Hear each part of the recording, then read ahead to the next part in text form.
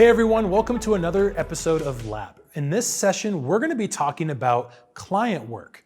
Not only how to get clients, but also how to keep clients. This is one of the most important things that you guys can understand as you get started in this industry. Because if you don't have clients, you're not making money. If you're not making money, you can't survive doing this work. Yeah, so one of the things that is a common question that we get from students every semester in every class we teach is, how do I get started? I'm very interested in doing this. I put in all this time and effort towards my degree. How do I start working and making money? So there are a number of different angles that we want to address to get yourself established and get your first client. And that has to do with your preparation as a creative professional, your understanding and believing in yourself, valuing the work that you do, and not having an unrealistic view of the client's expectations. So let's start from the beginning. You just finished school, or maybe you're in the middle of school and you have some skills under your belt and you're ready to start looking for clients. Where do you start looking for clients? There's an important thing to realize that networking, right? It is tons of it. It is the thing. And it's hard in the day of social media where sometimes you feel like networking is online. You cannot undercut the importance of networking in person. So I always say, no matter where you are, there's a potential client there. Whether you're at a friend's wedding and you're at a table of a whole bunch of people you don't know and you're just making small talk. Whether you are sitting in a waiting room somewhere and you're talking to the people next to you. Whether you're out at the store in line and you're just kind of waiting there talking with the people around you. There are always people that need video content or know someone who needs video content who's willing to talk to you. And that is one of those things that can be really uncomfortable if you're more introverted, but it's still necessary. So talking with random people comes naturally to some folks, and it's work for others, but it's still important. Yeah, this goes back to you understanding the value that you have and believing the skills that you have honed and prepared through your classes, and being confident within your ability to create something. And that's the creative ego that I mentioned in the other session. It's, hey world, I've made this and I think it's good enough to charge. And it's okay to talk about that stuff. In fact, it's imperative. It's very important that you communicate to everyone around you what it is that you're interested in doing. And you don't have to do that in an arrogant way, like I'm so good at this. That's not what we're saying. We're saying talk about your interest and the things that you do and the products that you create, and make that part of your own personal culture. And if you communicate that to everyone that you come in contact with, you are going to start to develop that network. And people are going to think of you when they need something. And that's really what it is. And you have to own the things you guys are making. Don't undersell yourself and your abilities just because you're getting started. And I know that imposter syndrome can be a real thing. That's a killer. And that you think that just because you're getting started and there's a sea of other video producers who have been doing this for years and can charge more and who are better, that you have to well, I'm just getting started and can I do this for really cheap for you because I don't have... Stop that, right? That is not marketing yourself. Yeah. That is underselling yourself and cutting what you're worth. I mean, you're actually communicating to the other person that I'm not going to do anything that's very good for you. I'm not going to give you a product that's really worth anything. And I admit that. Yeah, I know that going into it. Well, why do they want to hire you then? Why do they, even for free? It's going to be a waste of their time, which is money to them. So you need to approach this as you actually being able to deliver value to them. And that's where it comes, where your ability and your craft that you have built and the products that you have created prior to meeting your first client that you're doing as practice and having in a portfolio for yourself that at least shows that you can do something. That's where you approach them and say, okay, I'm already doing this. I already have the ability to create something that is of value to you. And here's the type of thing that I am capable of. And I think I can benefit you in this way. Tell me what you need. And that is another very important aspect of this. It's about what the client needs, not what you want to do and what you think is cool. It's about what they need to grow their business, to communicate their brand, and to put themselves out there and proliferate what it is that they're doing in the world. And if you think that every client gig that you get is going to thrill your creative soul, you're wrong. Because sometimes a client's going to hire you to make a video about something that you're like, oh, that's just kind of boring. Can I make it really spicy with visual effects? No, we just kind of want a nice talking head with information. Oh, it doesn't matter, right? You can give them creative input if they're open for that. But if they're like, no, we just kind of want it this way, they have hired you to do that for them. Give them what they want and do it to the best of your ability. And I think that's important too, is that if you feel inexperienced, let your passion for what you do shine through more. Because if you love what you do, right? If you love creating video content and working with people and clients, that's going to come through. And that's going to be really attractive to new clients. They're like, wow, we got this person who loves this industry. Let's bring them on board, see what they can do.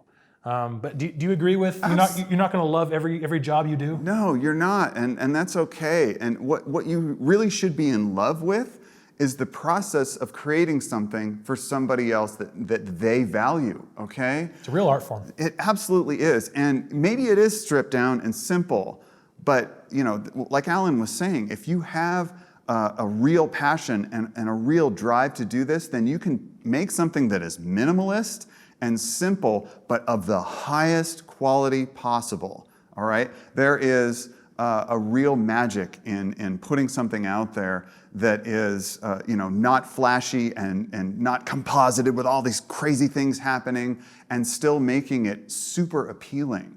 I have worked with people in the recent past who that was their real drive was to let the work that is on screen and the content speak for itself, as opposed to trying to dress it up and make it better with all of this other stuff that's overlaid and visual effects and really fancy video tricks.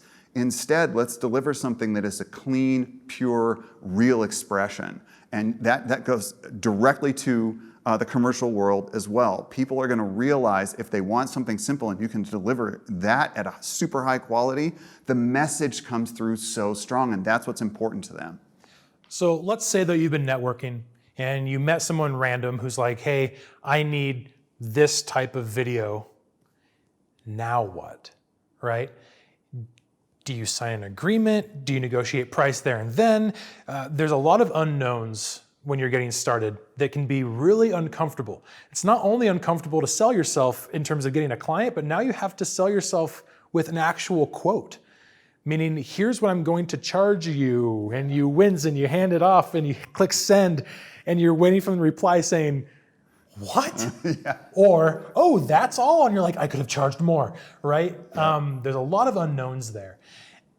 You have to, though, value what you do. Underselling yourself on a financial level is going to make client work so much harder for you moving forward.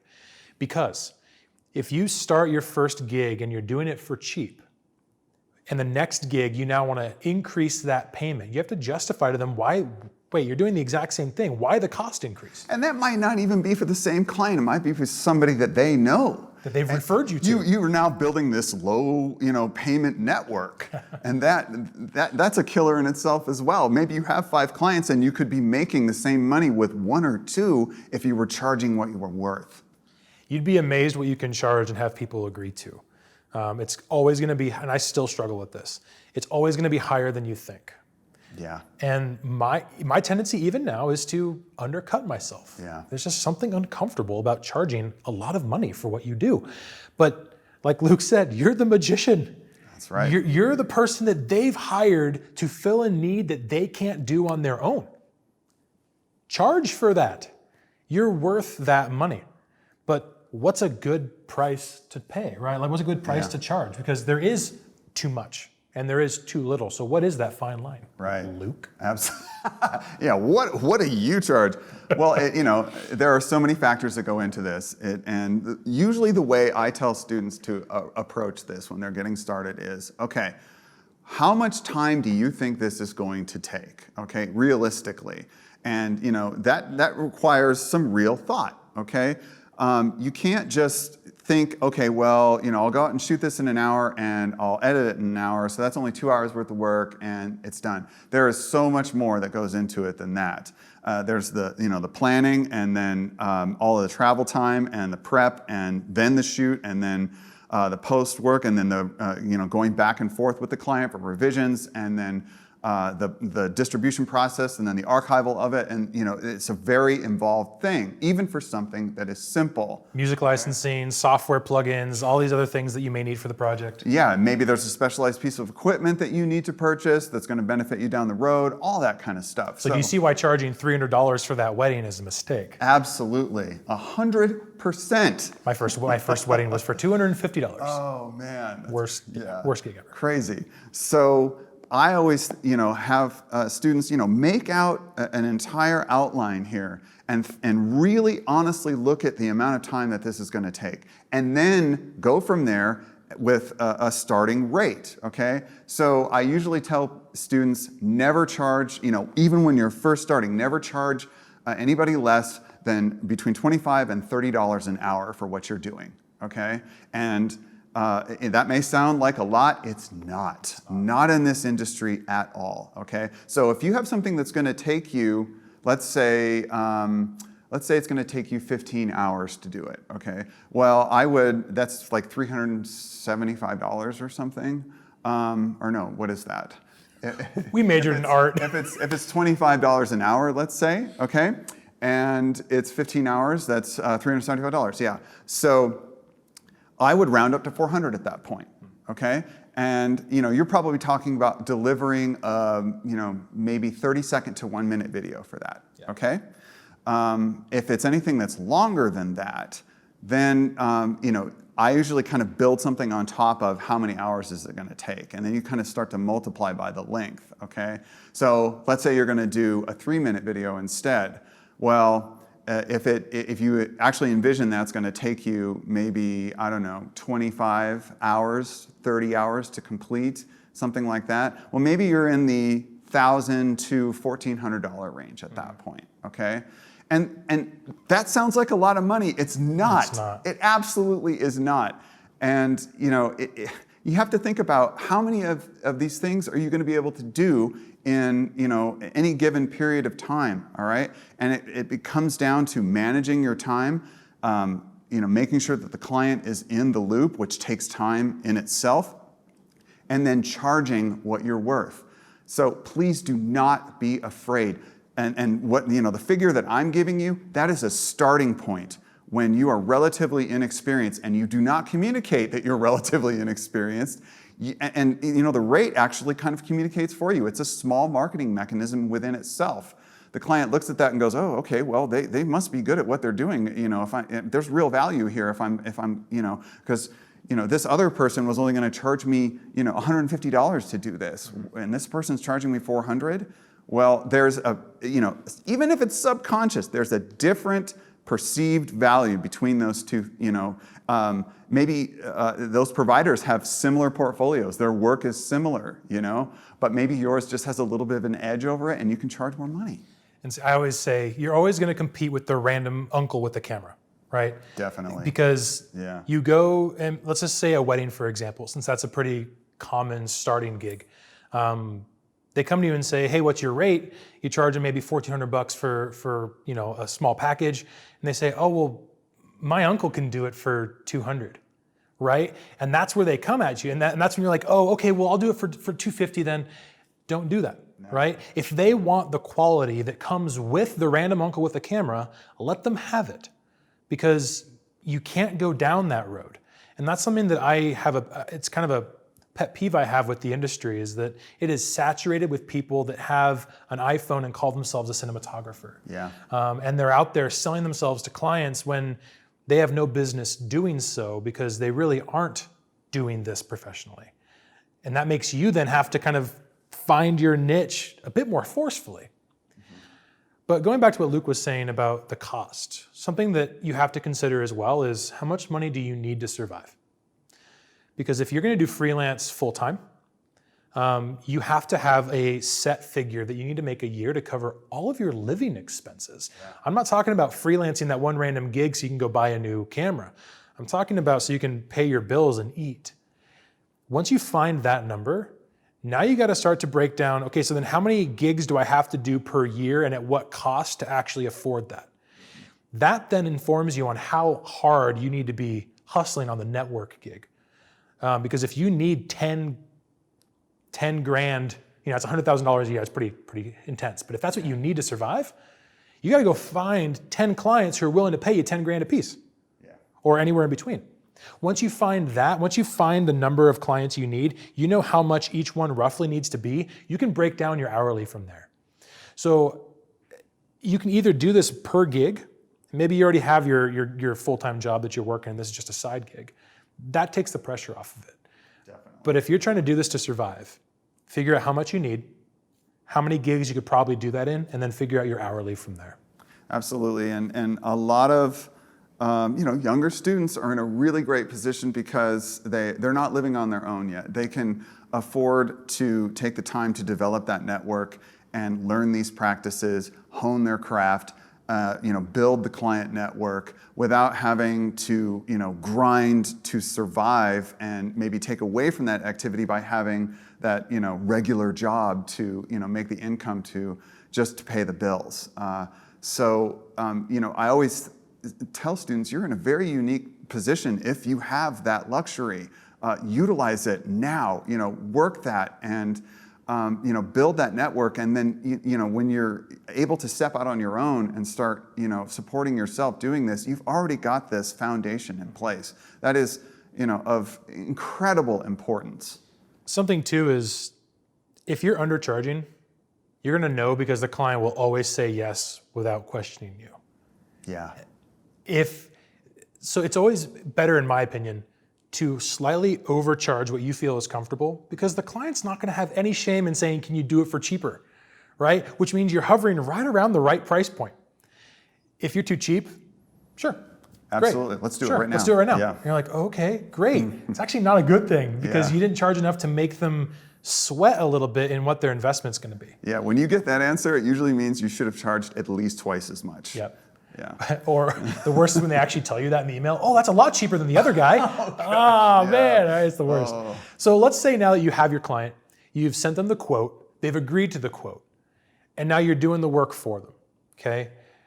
You need to keep the client in the loop. And this goes back to what we were talking about with this is about them and their needs that you are filling, not about your creative masterpiece that you're concocting.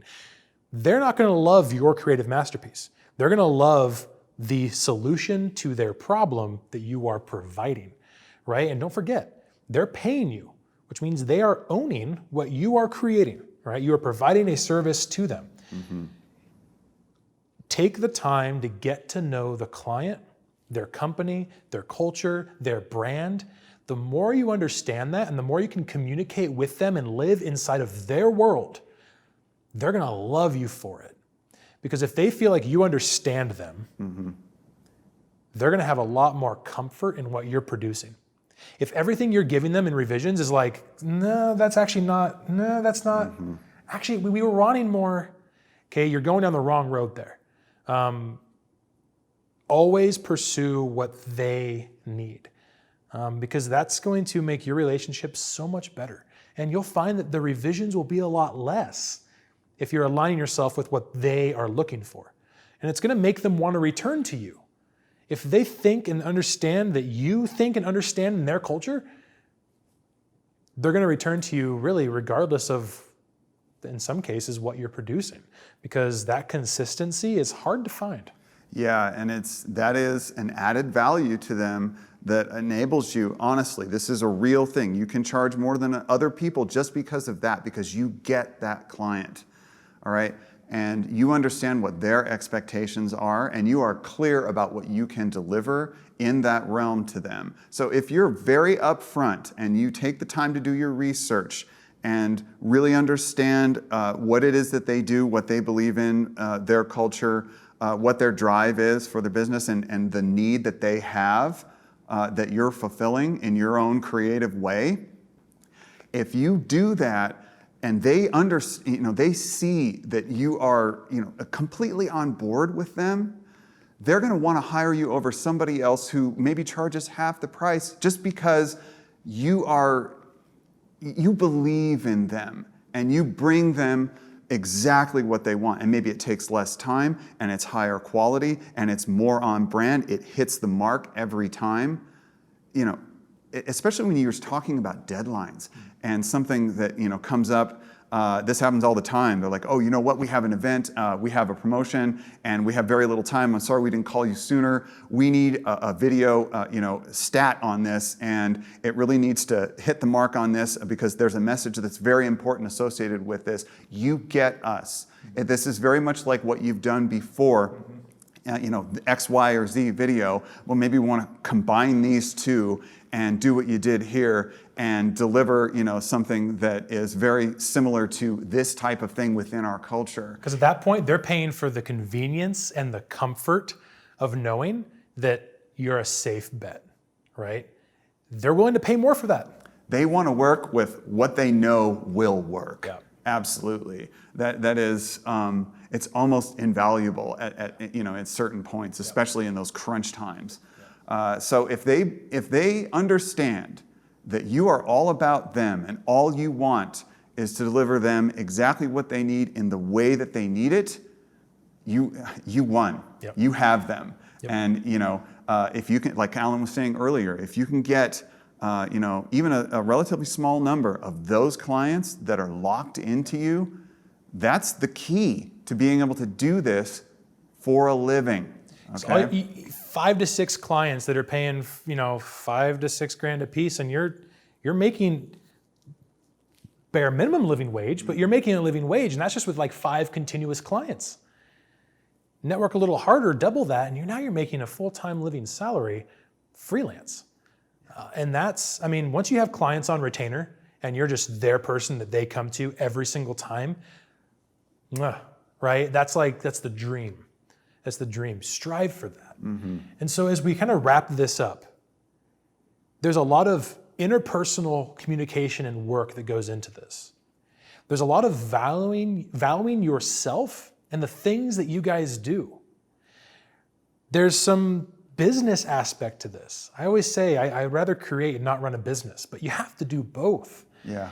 And you have to understand that world. And there's the creative surrendering of your master creative vision, subverting that to the client's needs. And if you guys can start to really work in those areas, start to practice this, some clients will turn you down. Some are going to say yes and you charge too little. You probably charged too much on that gig and that's why they shot you down. You're going to learn as you go. But it's our hope that this information helps give you guys a good starting point as you go.